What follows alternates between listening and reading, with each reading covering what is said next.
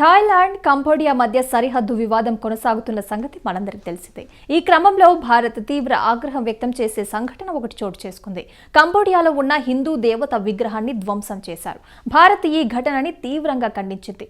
ఇలాంటి అగౌరవమైన చర్యలు ప్రపంచవ్యాప్తంగా ఉన్న భక్తుల మనోభావాలని దెబ్బతీస్తాయని, ఇలాంటివి జరగకూడదని భారతదేశం స్పష్టం చేసింది. ఇటీవల కాలంలో నిర్మించిన ప్రస్తుతం థాయ్ కంబోడియా సరిహద్దు వివాదంతో ప్రభావితమైన ప్రాంతంలో ఉన్న ఒక విష్ణువు విగ్రహాన్ని ధ్వంసం చేశారని వచ్చిన వార్తా నివేదికలు మా దృష్టికి వచ్చాయని విదేశాంగ మంత్రిత్వ శాఖ ప్రతినిధి రామ్ధీర్ జైస్వాల్ తెలియజేశారు.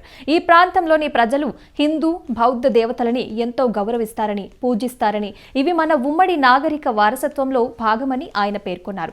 ఈ వివాదం ముగిసిపోయి శాంతి నెలకొనాలని, ప్రాణ నష్టం, ఆస్తి నష్టం జరగకుండా నివారించాలని ఇరు దేశాలు చర్చలు, దౌత్య మార్గాల ద్వారా సమస్యని పరిష్కరించుకోవాలని భారతదేశం కోరింది.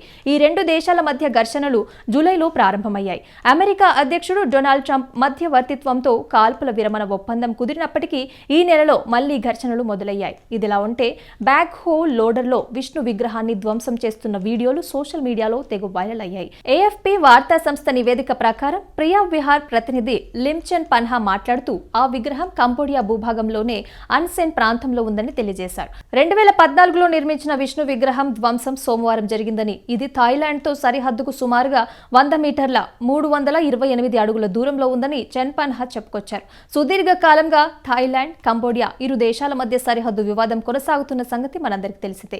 ఈ ఘర్షణల వల్ల రెండు వైపులా లక్షలాది మంది నిరాశ్రయులయ్యారు. అయితే డిసెంబర్ నెల ప్రారంభంలో చోటు చేసుకున్న ఘర్షణలలో సుమారుగా 20 మందికి పైగా మరణించారు. ఈ ఉద్రిక్తతల నేపథ్యంలో కొన్ని రోజుల క్రితం థాయిలాండ్ పార్లమెంట్ రద్దు చేస్తూ నిర్ణయం తీసుకుంది.